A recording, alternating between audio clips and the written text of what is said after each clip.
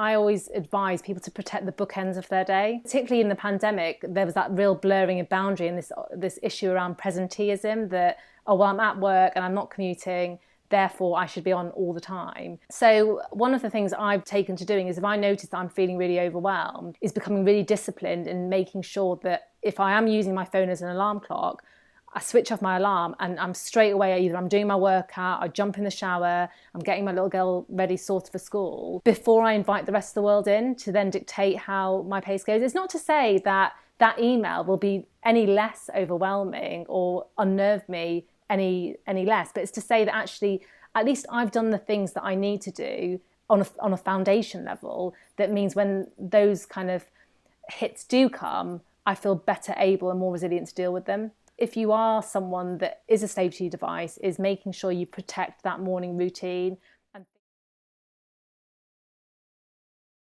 Good morning, Sarah. How are you doing? I'm all right, thank you, Fergus. Thank you for having me this morning. No, not at all, not at all. So let's just get right into a bit of a top-line summary of who you are and what you do. So I'm an NHS consultant psychiatrist. So I've specialised in psychiatry for over 10 years now, over 12 years actually, rather. And day to day, I specialise in the mental health of children and young people. So under 18s is my specialty area. But I've also carved out this other niche and have another hat online where I help consult brands on media mental health campaigns, and try to share digestible tips around mental health on my Instagram page and just make it more accessible to the mass public, really. Which would you say has become the most rewarding in the past couple of years?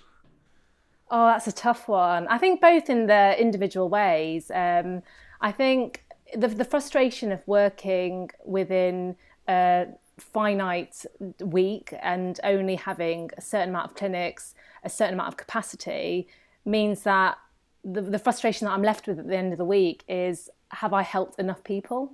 And, you know, knowing that there is such a backlog, I mean, that is well reported, the backlog in terms of waiting times for access to mental health services, that can feel that you're not quite doing enough. So I think the other stuff has felt more rewarding for people who perhaps are on the lower end of sort of the mental health spectrum and are struggling with day to day, that may just need actionable lifestyle advice that they can easily implement without necessarily needing to be on a wait list to access that advice. So I think the Instagram stuff and the brand stuff has felt really quite rewarding in the last couple of years in particular. That's fantastic. It sounds like it's almost supplemented the constraints that you've been faced with within a more bureaucratic organisation, and you've managed to fill that gap and scratch that itch out with your day-to-day practice into brands, organisations, whoever it has been. So amazing to see. But why don't we just rewind a little bit and run through the journey and the experiences that have led you to this point from a professional point of view. So upbringing that's led you into the profession, what academically led you towards this, and ultimately your career journey thus far.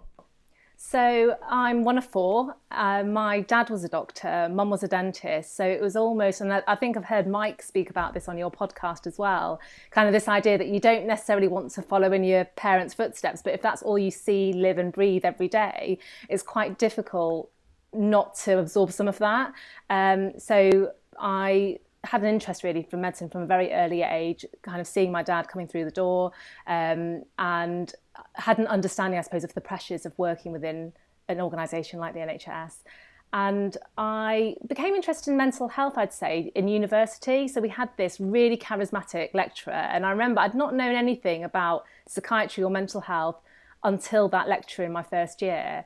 And this professor was just so, he was just very eclectic, very eccentric, but hearing him talk about real life experiences that people go through and how actually getting an insight into that is really crucial to helping support them and support their mental well-being, just kind of shone a light on an area that I didn't really know very much about. And I kind of just left it for a while, because I think when you're training in medicine, a lot of the focus is on your medical and surgical subspecialties. And my experience, I can only speak from my experience, is that if you are going to do something like psychiatry, it's always seen as, oh, well, that's not a real medical or surgical specialty. Why would you want to waste 5 years at medical school to do that? And that was generally the response that I would have from medical and surgical colleagues, and again, I speak of my own experience and not saying that that's reflective in all cases, and certainly not necessarily reflected at the present time. And when I got to my first year, so you do 5 years at med school, and then you go into your general doctoring, so what are called your foundation years. And I chose to do a psychiatry placement. So at that point, some people don't actually have to do a psychiatry job as part of their their early doctorate training. That's something that you apply to do. I think it's changed now that most people will have a psychiatry rotation at some point. But I remember working on a really busy medical assessment unit, and I became really frustrated that because of that acuity of that environment, it is a case of getting people in and getting them out quickly. And I found myself getting really frustrated because I wanted to know, you've got, yes, this person's presented for the third time in a week with alcohol withdrawal symptoms, but what's getting him to a point that means that he's constantly falling off the wagon? This person is presented for the third week in a row having taken an overdose to end their life. And again, yes, you can treat the physical effects of the overdose, but actually, why is this person continuing to present? What is going on in their social life? What's going on in the working life that means that they're driven to that point consistently? And I just found myself just feeling quite frustrated with the system and feeling that I wanted to spend longer with my patients. And I think psychiatry really does afford you that opportunity just to spend longer with your patients. That is fantastic. It's fantastic, and sounds like you've actually gone against a grain that I didn't necessarily know existed. But just for clarity as well, because it's come up in discussions I've had, for those listening, what are the distinctions between a psychiatrist and a psychologist? So we do work very closely alongside one another. A psychologist will have had to do an undergraduate degree in psychology, whereas a psychiatrist, their undergraduate study is in medicine. So I'm a medical doctor who specialises in mental health. That also affords me the opportunity that, if needed, I prescribe medication. Psychologists are not prescribers. And I think one of the common misconceptions is that that's all psychiatrists do. All they do is prescribe medication. Now, there is a role for medication, there's no doubt. There's people that I see who have moderate to severe mental illnesses that they would not be alive to this day if it wasn't for medication helping them. But that is not my day-to-day. A lot of the young people that I see, I support them in other areas, and it means that we don't ever reach the threshold for medication. So I think that's quite a helpful myth to debunk, really, because I think there's often this idea that all we do is prescribe medication, and that is a part of my role, but that's not my role in its entirety. No, it's fascinating because I'm often asked about antidepressants. Have I ever used them? What's my thoughts and feelings on them? But I very much asked similar questions to the ones that you started to explore when you were assessing why is this person in for the third time in 3 weeks, etc., etc. It's more addressing the human root causes and why this person is at this point in the first place. How can we work from the bottom upwards rather than the top down as much? And do you still use the Hamilton scale in practice? Is it something still used to some degree? It is, yeah. But I suppose what I tend to work on is that clinical assessment and examination observation, particularly in children and young people. But certainly there are areas in practice that continue to use that rating system. Because I always found it very fascinating, and it really actually helped inform my own understanding of my holistic well-being through knowing that, for example, the amount of points that you could benefit yourself through antidepressants could be less than, on the Hamilton scale, could be less than really invigorating your sleeping pattern. And the things that could do that can really push you back the other way. And I think it just goes to show that there's so many facets of our own, what forms the composition of our mental health in this day and age, that there's a lot of things that we can do that start to bring us back towards one direction, and then those habits can stack on top of one another, and why antidepressants can be a fantastic tool in a broader arsenal of things that can bring us back to that stable rating. So for me, I've always found it fascinating, and that really unlocked a few things for me in terms of understanding, okay, well, look at what I'm doing in broader elements of my life rather than relying on prescription, relying on simply looking for quick fixes. And what are the main lessons you've learned from asking those more human focused questions, the reasons why people are feeling this way? What have been the top line lessons that you've learned that you maybe weren't taught in an academic sense? Because it sounds like there was a bit more of a clinical, this is the way things are, education whilst you were going through the system. Yeah, I think it's difficult because, we do practice evidence-based, and we do practice, so I want to say textbook medicine, but I think often that can dehumanize the individual that's in front of you.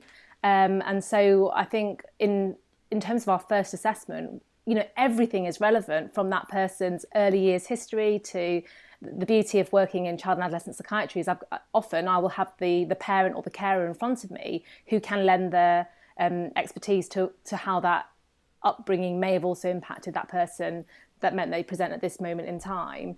I just wanted to touch on what you were saying, Fergus, around the lifestyle changes and things that you can do to improve your mental well-being. And the reason why is that I think often with medication there's a misconception that it is going to be the fix-all, the catch-all. And I think particularly, I'll give an example. So in some cases with children and young people that we see, they may be prescribed sleeping medication to help, particularly if they've got a moderate to severe mental health difficulty or a neurodevelopmental condition. And often I will be sat in front of a family, in front of a young person who will say, this medication is not helping my sleep. And when you unpack the evening routine, it's literally attached to a screen. Early hours in the morning, they're gaming. Their evening routine is not conducive to a good night's sleep. Therefore, the medication's not going to override that. And I think often there's this idea that the medication just exists independently. But actually, even when I do prescribe antidepressant medication, that coexists alongside the psychological work that you do, alongside the lifestyle changes that you do. So as an example, when I see someone who's moderately to severely depressed, they may really struggle with their concentration, their motivation, lacking in energy. They may struggle with their appetite, perhaps they're feeling suicidal.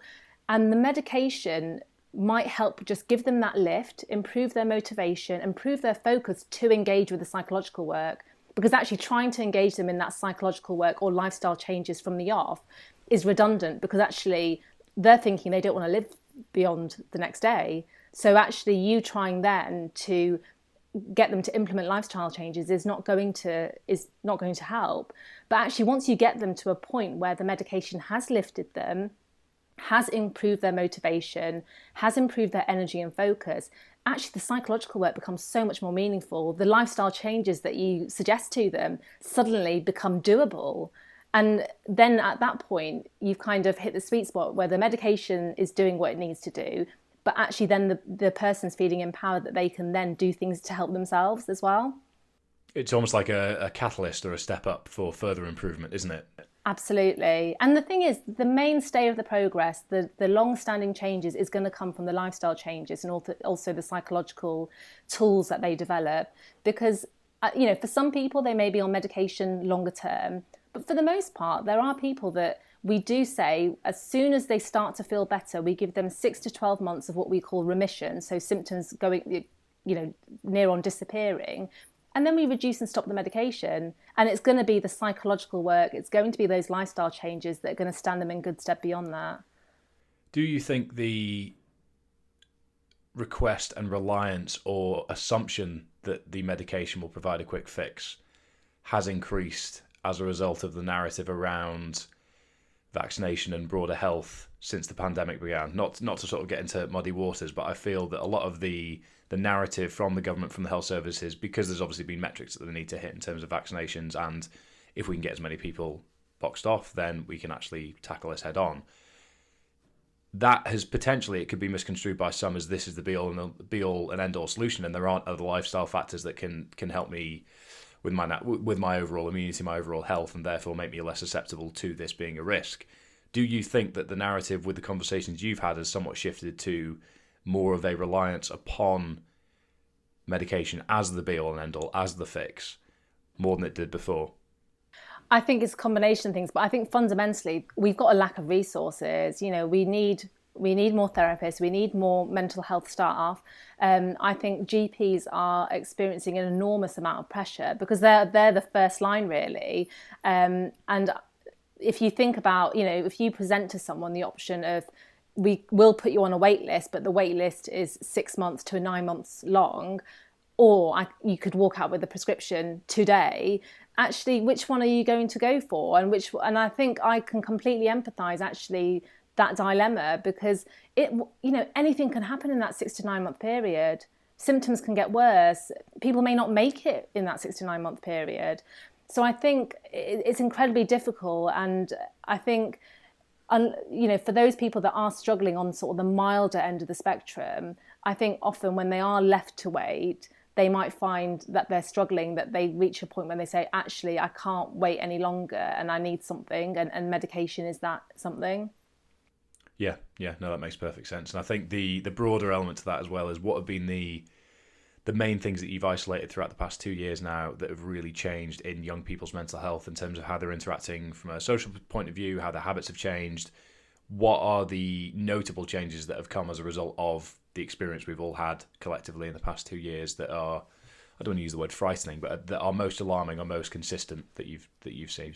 So I think the first one, if we go back to remote home working, remote schools, that was a big thing for the children and young people I was seeing, for people I was seeing sort of in the corporate space as well, that actually suddenly that routine went out the window. If you think about kind of the commute, and I know for me that, part of my sort of ritual self-care comes in my commute, that I drop my daughter off at school and I've got 40 minutes in the car where I listen to a podcast, I unwind before the stress of the day, I get into work, I have those informal chats with people that actually set your mood and pace for the morning, and seeing young people face to face as well. And I think sort of that lack of social connection, first and foremost, lack of face-to-face social connection, which can often be more meaningful, and also that lack of routine as well was hugely disruptive. And I think there's this notion that home is a safe place for everyone. It's not. For a lot of the families that I was seeing, home was actually a place to be feared, and going to school, going to work was an ability to escape, whether it was domestic violence or abuse or, whatever it may be. And school was an option for a young person to seek, appropriate nurture, appropriate emotional support. So I found that a lot of young people who got that through school and education really struggled, particularly within the home environment, having to be there 24/7. It's been a challenge for everyone, hasn't it? I think for me, the routine, I have quite a self-destructive personality. It's one of the main reasons that I ultimately ended up in such a depressive state in the first place. Couple that with a hyper-masculine sense of self, and I've learnt my lessons now, but here we are, there we were, shall we say. But I think I had a tendency when working from home, all my boundaries went, all my sense of boundaries in terms of how I split up the day went, and therefore I felt like I had to be always on, which meant that residual stress was constantly building to the point where I went through this negative cycle of hitting a peak of stress, burnout, pacing up and down the room, not knowing what to do, taking a couple of days and then going again, rinse and repeat. And then it's only taken me to now, really, now that we're sort of out the side of that, to have learnt the lessons that I need to be able to have a really healthy routine if I'm just working from home day to day. But for me, even as somebody who's quite self-aware, through a negative experience, I found it exceptionally difficult. So I can only imagine how difficult it's been for those at a very different stage of development in their lives. And I spoke at school recently, and something the teachers isolated to me was, since the boys have come back to school, they've really noticed their communication skills, boy to boy, boy to teacher. There's almost a bit of a gap in terms of how that has developed, whereby they're just not quite sure how to communicate, how to empathise, how to understand one another, and it's translating over into the mental health conversations they're having internally. So have there been any elements to that you've highlighted, any broader concern around the development stages in younger people that are maybe being missed out on? I think it's too early to say at this stage, and I know that there was a lot of anxiety around the longer lasting effects that the pandemic will have on children and young people. I think by and large, kids are resilient, and I think people are resilient. And I think, there's certain things or certain practices that the pandemic has taught us that are here to stay. Things like us being able to do this remotely as opposed to in person. So I think there's definitely those kind of benefits to be had. But I think one of the difficulties when I have been speaking, particularly to kids, young people, families, their main worry has been around those in real life connections, because it may be that they've lost their teen to gaming even pre-pandemic, and actually when everyone was working from home, school was from home, there was that constant screen use time, not making the most of going into the great outdoors, meeting people out, even going for a meal together and enjoying that experience together. Because I think we underestimate the value of going outside. And a lot of my teens that I see don't, they are glued to their phones. They want to remain in their bedroom and socialise with their friends. The thought of going outside, particularly when the weather's like this at the moment, is just not inviting. But I think a lot of people stand to lose out on the benefits of going outside. Just from, actually, if you are someone that had to commute into the office space pre-pandemic, that may have been your only exercise throughout the whole of the day. Or that may have been the only time that you actually expose yourself to natural daylight if you were living in a high rise with limited lighting. So I think those are the things that I'm noticing, or rather people are noticing now that we've returned to some semblance of norm, is, oh God, actually I didn't realise that I was quite sedentary in the pandemic, and actually now my step count's gone up, I feel better in myself in terms of my mood, I'm more focused. Because again, I just don't think we can underestimate the importance of being outside our homes and what that does for our mental well-being.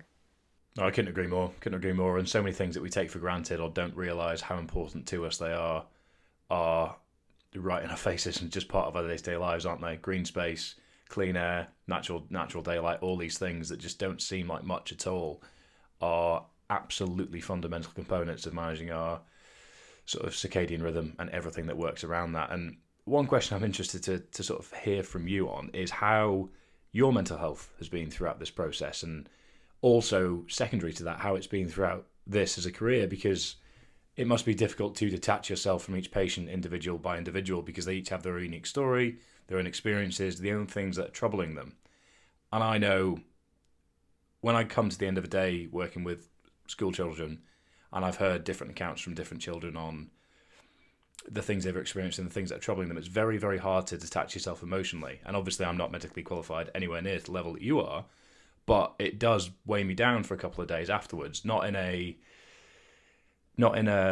guilt sort of way, but just in an existential, I wish there was more I could do sort of way. So what have been the things that have really helped keep you grounded throughout your career? And then secondly, throughout the pandemic, because obviously routine out the window, it becomes harder to rely on those things, and we almost need to rethink the plan somewhat.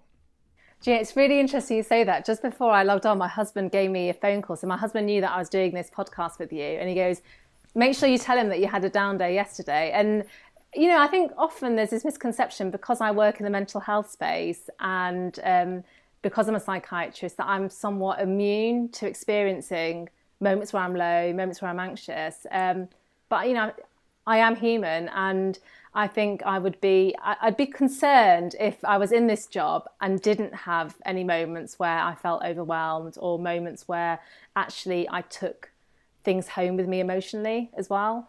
And I think one of the big things for me is exercise. So I've exercised for 18 years. Like, that is part of my routine now. It's something that I look forward to. I can do. I'm really fortunate that I'm in a position that I am able to do that. It's not something I ever dread, because I've got it to a point where I do things that I enjoy. So even this morning, I jumped on my spin bike and did a half an hour boy band workout, which sounds really cringy, but for me, it was really uplifting. It was nostalgic. It was getting me moving. It sets me up for the day. So I find, first and foremost, actually exercise and actually maintaining exercise through the pandemic was absolutely crucial for both me and my husband. So my husband's a surgeon, really high pressured environment. He continued throughout he's a cancer surgeon. So again, he's had his own dilemmas over the pandemic, with things like theatres being cancelled and having to kind of negotiate for cases to be brought in so that he could manage those. And one of the things that has kept us sane really throughout the whole pandemic experience has been being able to exercise. So, throughout the entirety of our relationship, we've got a 7-year-old. We always make sure that the other person can exercise. So it's a case of, we'll sit with little one, you go, you do your workout, because we know that makes us better people. It lifts my mood. It reduces any anxiety. It helps me get focused for the rest of the day. I know I'm a better person when I've had an opportunity to work out as well. And I think it's also an important message. We've always said this, like even when we go away on holiday, even if we go to a beach resort, we will all, before we go and hit the breakfast buffet, we'll take it in turns to do a workout. So one of us stays with the little one whilst the other goes and uses the hotel gym. And I think there's something quite powerful about my 7-year-old seeing both parents taking care of themselves. And we always, when she kind of goes, oh, why do you exercise? You know, it's always about, you know, mental well-being and the physical being a byproduct of that.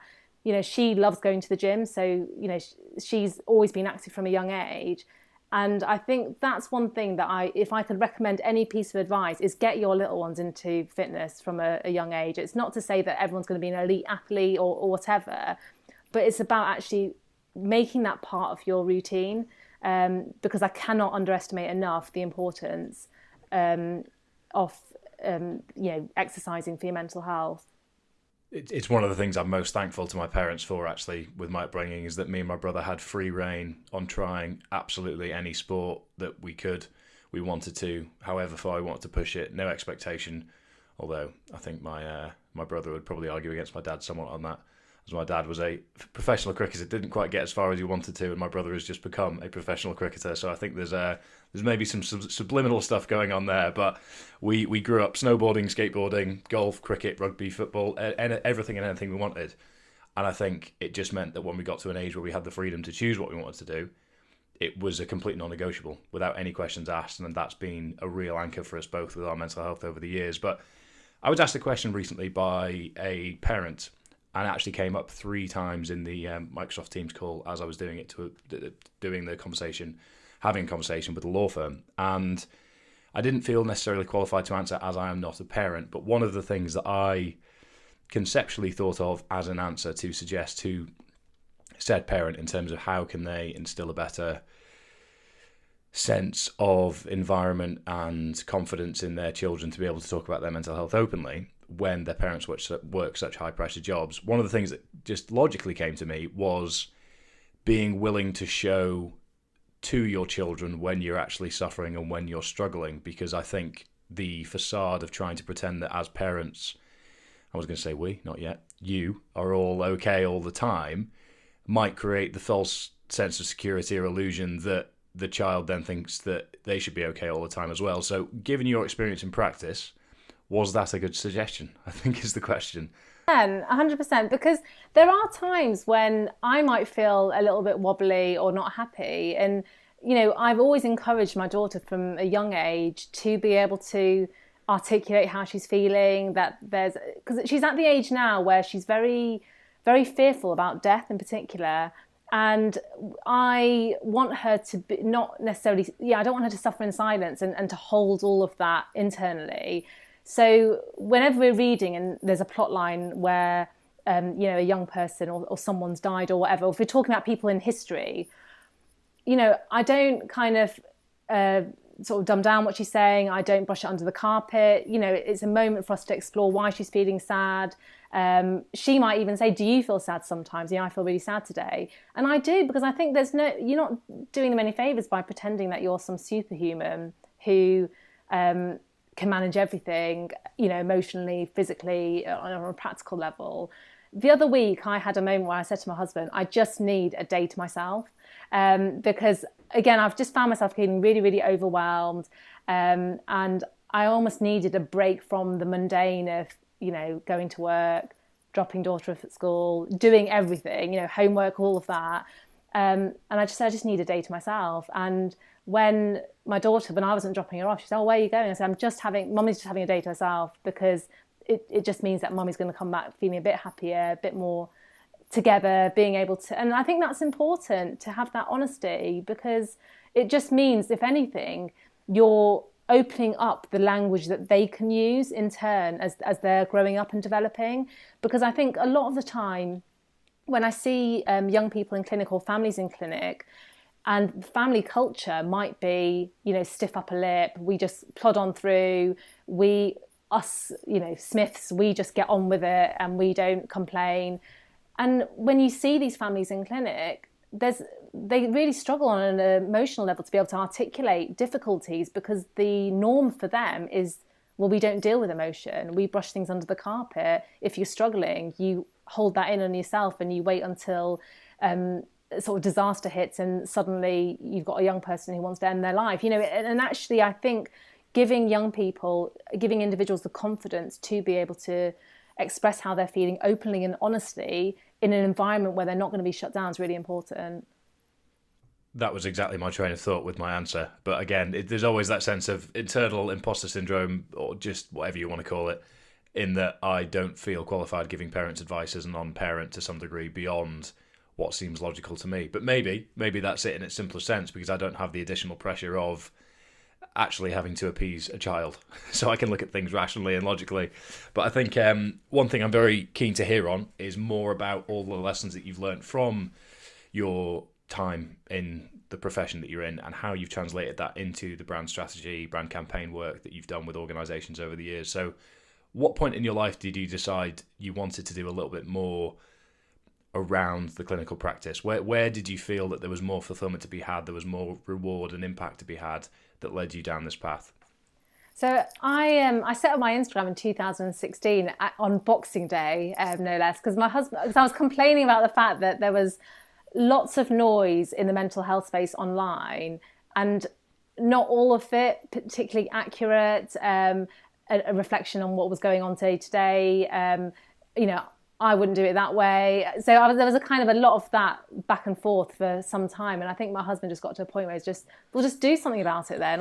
Rather than just saying you could do this, you could do that, then do it. So I started, and please don't scroll down to my early posts, because they were just, inspirational posts, quotes and things like that kind of make me cringe a little bit. But obviously everyone starts somewhere. And so it started very organically with me just sharing daily mental wellbeing tips, sharing articles that I'd seen in sort of the media, and trying to put my own spin on it, or try to debunk any myths that maybe existed in those pieces. And then I remember there's a sort of well-known women's fitness magazine, and they ran an article on bulimia, binge eating disorder. And within this article, there was this image of a woman in fitness, in lycra, holding some cakes and literally just shoveling. They were almost kind of romanticizing this disorder, this very serious mental health disorder. And I got a real bee in my bonnet about that. So that was 2017. So I wrote to them, and actually, to be fair to them, they were brilliant. They invited me down to London, and I just shared with them honestly how that imagery was really very problematic, and how actually you can impart facts and wisdom to your readers without sensationalizing. There's nothing, you don't need to shock people, you don't need to trivialize or romanticize mental health. You just deal with facts, and actually people will resonate with those. People resonate with stories as well. So off the back of that, I was actually offered a monthly column within the magazine, and I did that for probably 3 or 4 years, and they kind of really developed this column around mental health, and actually their whole strategy around mental health changed really. And not to say that I did that, but I think certainly me kind of going in there with an expert lens, and it wasn't a shaming lens, but it was just me stating fact that this isn't correct, and this is what you should do as well instead. And I just found then I got approached to write a book. So I've done 2 books today. But I think off the back of those opportunities, I've just continued really with that approach, that if there's something that I feel actually needs a mental health lens, that maybe I could lend a voice to, it may be that I reach out, or I'm finding that brands will reach out to myself. So, a brand like Gymshark I've been working with since 2018, and helping support the community with mental health tips and resources. The one thing that I would say about some brands that I've worked with is it's trying to distinguish, and I'm very, very upfront with brands, is it can't just be a tick box exercise. you can, we can do a campaign, but actually where is your continued efforts to shed the light on mental health and your continued efforts to make sure that your community are getting accessible mental health support and advice? Some brands don't want to hear that, and I've lost a lot of opportunities to collaborate because of my I suppose honesty around that, and not wanting to associate myself with brands who it's very clear that the agenda that I'm meeting is just to fulfill a quota. And I think there's a lot more work to be done. I don't think the mental health space is, for want of a better word, is sexy for brands, in being able to market. And I think we've got a long way to go. One of the things that I'm really impassioned about at the moment is I'm really struggling with young athletes who get, scouted at a very young age. I'm thinking sort of footballers get scouted at a very young age, maybe at the age of 8, get promised a professional footballing career, and at the age of 18 or 19 are dropped and have to return to sort of a mundane life, because actually, until recently, I wasn't aware that only 2% of those who are in an academy, a football academy, will go on to become professional footballers, which begs the question, what is happening with those 98% of boys? And by and large, they don't have the mental health support. And if they do, it is what I said previously around it being a tick box. Oh, we've got a psychologist in-house, but what does that psychologist do on a practical level? That means that you're supporting, at the end of the day, you want to be able to graduate independent young men who are resilient, who have sound mental health, regardless of what path they take. And the same goes with, the marketing and mental health brand work that I do, that it's not to say that everyone that is following or consuming your product has a mental health disorder or mental illness, but everyone can stand to gain something from the advice that you impart to them or choose to impart to them. So yeah, I'll get off my soapbox with that, but that is fundamentally my mission, is to make mental health advice more accessible and to make it integral to our day-to-day life, because there are people amongst us that are living with this day to day. We all struggle with our mental health day to day. 100%. I think the real North Star there is that integrity is the thread of DNA that runs through it all, from an individual perspective and from a brand perspective. And I would say it's disappointing, but it's not even remotely surprising that you've had some conversations with brands where they've wanted to, I was going to say brainwash, in the sense that it's equivalent of greenwashing. They're very much in the same category, aren't they? Where Levi's was a great example that I saw. Levi's released a range of denim jeans where some composition amount was made up of recycled denim, and they had a huge PR agency behind it, obviously championing it as the best thing that's ever been done in denim. Comments were all going mad, being like, this is fantastic. You're like, well, this is one line out of how many? And the supply chain transparency isn't there, yet it was dressed up in a way as if they'd solved the climate crisis, and there were people jumping on the back of it because the education around it wasn't there. And I'm not going to profess to be any sort of expert on that space, but you can see the same sort of box ticking exercises going on in organisations with mental health. And it's interesting that you reference footballers as those individuals that struggle the most, because Lockie from Rudimental, who we've had on the podcast, actually referenced that statistic. He was one of those statistics that didn't make it.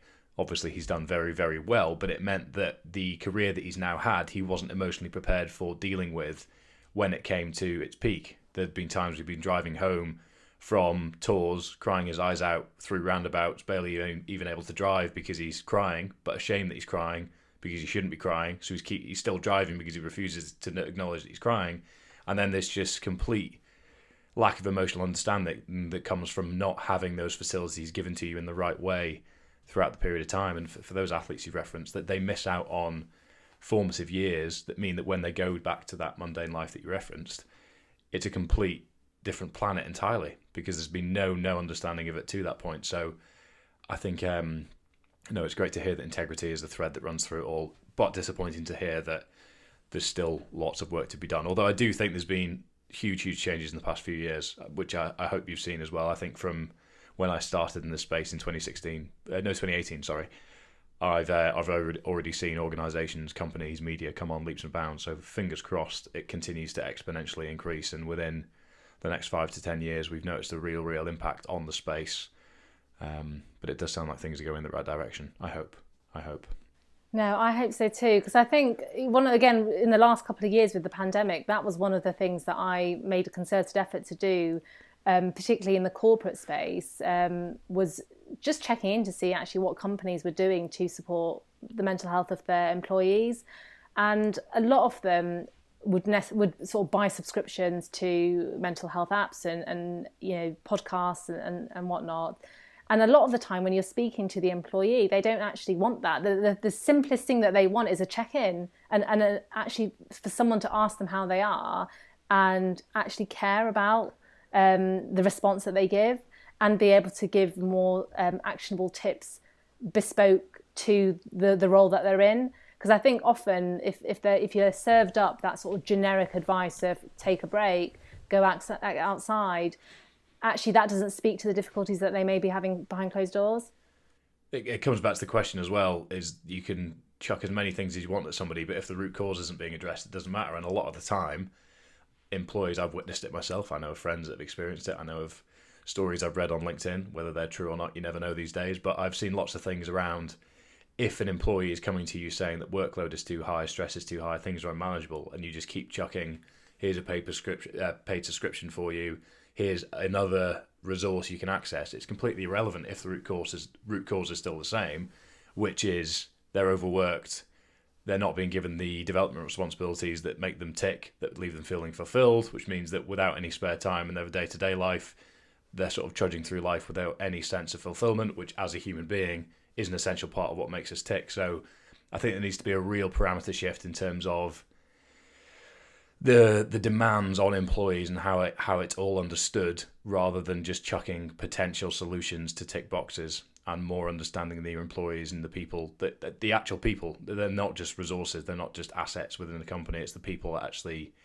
make companies operate. So how do you get the best out of them? And I think the broader conversation around the 4-day work week and all the holistic elements around that is great, but it's going to be a very, very big gap to bridge for a lot of companies to even begin to consider that sort of notion, isn't it? So yeah, baby steps, but steps nonetheless. So I think, final thing I'm very interested to hear from you on, and I know it's very difficult to paint with a broad brushstroke and generalise in any sense, but given the real top line points and the salient points that you experience with young people, and conversely that you've experienced with those in corporate settings in general day-to-day terms, what are the most important practical considerations for young people, and then what are the most practical considerations for their parents or for those of us in the working world? So I always think, first and foremost, I always advise people to protect the bookends of their day. So I always think that the morning routine and that evening routine are they set the tone and pace for the rest of the day. So if we think about that morning routine, I think particularly in the pandemic, there was that real blurring of boundary and this issue around presenteeism that, oh, well, I'm at work and I'm not commuting, therefore I should be on all the time. But if you think you've had a really restful night's sleep and the first thing that you do, by and large, because I do it, is you reach for your phone, you turn off your alarm, but then you are instantly drawn to checking text messages that have come on overnight, checking your social media, checking your emails. And that's even before you've even got yourself out of bed, showered, dressed, had your breakfast, done all the things that you need to do to make you feel vaguely human. And that first email from your boss that says, we've got to fix this first thing this morning, I need you to do X, Y, and Z, suddenly becomes an urgent task that you're reduced to doing in your bed space. And suddenly the things like getting yourself showered fall lower and lower down the priority list. So one of the things I've taken to doing is, if I notice that I'm feeling really overwhelmed, is becoming really disciplined in making sure that if I am using my phone as an alarm clock, I switch off my alarm and I'm straight away, either I'm doing my workout, I jump in the shower, I'm getting my little girl ready sorted for school, before I invite the rest of the world in to then dictate how my pace goes. It's not to say that email will be any less overwhelming or unnerve me any less, but it's to say that actually, at least I've done the things that I need to do, on a foundation level, that means when those kind of hits do come, I feel better able and more resilient to deal with them. So that's my first bit of advice, is if you are someone that is a slave to your device, is making sure you protect that morning routine and thinking about how you utilise, however long it may be, 30 minutes to 45 minutes, how you utilise that time. That means that you're in the best position to be able to tackle the day ahead. And then I spoke about the sort of evening routine, and I think particularly in the last couple of years, we have been on our phones, on our devices a lot more. And if we think actually, screen use, it emits blue light. Blue light can block a really important hormone called melatonin. And melatonin is absolutely crucial to trigger those pathways for sleep. So if you're someone that has been, inside, no exposure to natural daylight, constantly in front of a screen device up until bedtime, your brain's not going to get the cue that it's time to unwind and it's time to sleep. So setting yourself a realistic curfew in the evening, it's not for me to say, right, you need to be in bed by 9 o'clock. That's not going to be realistic for some people. For some people, they may have kids that are not getting to bed until 9, and actually that from 9 onwards is when they have time with a partner or time to themselves. So, but what I would say is choose a realistic bedtime that you have to be in bed for, and half an hour to an hour before then, switching off your screen devices and making sure that you sort of do low stimulus activity, whether it's reading, having a bath. Having a bath is not a old wives' tale. Actually, having a bath is really important, because one of the things our body needs to do when we do sleep is it needs to drop its core body temperature. So actually having a bath is perfect to sort of exacerbate that process.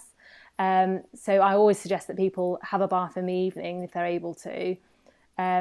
And I think in the day itself, so sort of the filling to that sort of sandwich, that bookend, is exercise. And again, it doesn't have to be what I've done this morning, which is a spin. It can be anything, whether it's walking around the block, whether it's, signing up to a weird and wonderful dance class with your mate, going down the gym with your mates, but something that's going to get your heart pumping and racing, because I've alluded to previously that exercise is really important to your mental health. It helps improve your mood. It helps reduce stress and anxiety. It can help you keep you more focused. And it can also help with sleep as well. So I can't say enough actually how important exercise is, and incorporating some form of movement. Coupled with that, if you can get your movement outside, even better. So you've spoken previously, Fergus, about the circadian rhythm, and again, as well as a drop in body temperature, the other cue that our bodies get to go to sleep and know that it's ready to unwind is that loss of natural daylight. So if you think you've been cooped up indoors with no exposure to natural daylight, actually, how is your body going to get that cue? So as much exposure to natural daylight as early in the morning as possible is really, really helpful to reset your body's natural sleep-wake cycles, to regulate your circadian rhythm, and help with things like sleep, but even crucial to help things like your mood and your appetite as well. Eating regularly, social connection, and I think the last 2 years has probably taught us actually how important social connection is, because actually when we're in periods of stress, being able to offload to someone about how stressed we feel is really invaluable. And actually we know that friendships, particularly positive friendships that meet our needs, help us interpret stress and minimise the effect it would otherwise have on us. So I think making every effort to have some form of social connection. For some people, that might be the social connection, the banter that you have with the gym receptionist, or the banter that you have with that barrister at the local coffee shop. Don't underestimate the importance of those social connections on a more cumulative basis as well. Couldn't agree more. All of them seem alarmingly simple, don't they? Which is the scary thing. But I think it's a narrative I'm really keen to push, is that these things stacked on top of one another and done consistently will then become habits that I think we'll start to understand how much we miss when they start to fall away. And then you can work back to that sense of, what are my anchors day to day? I always use anchors as the term that I refer to know what helps keep me stable, as I know that I'm quite volatile to going one direction or the other. Some people are less volatile, some people are probably more volatile than I, but through exploring these things and actually practicing those things that you mentioned, we can all take smaller steps to understanding the best versions of ourselves. So Sarah, thank you very, very much. Where can people find you online and all your wonderful resources? But don't go too far back, because it was just live, laugh, love quotes, was it? I'm over on Instagram. That's mainly where I hang out. So I'm at The Mind Medic. And I've also got 2 books out. One's for mental health in children and young people, and the other one's called The Mind Medic as well. Both resources to help support either your own mental health, but also young people's mental health as well. Fantastic. I will put links to both of those books in the show notes for anyone that is interested to give them a read. But thank you again, Sarah. Some real fantastic insights there, and I hope you have a wonderful rest of your day. Thank you, Fergus.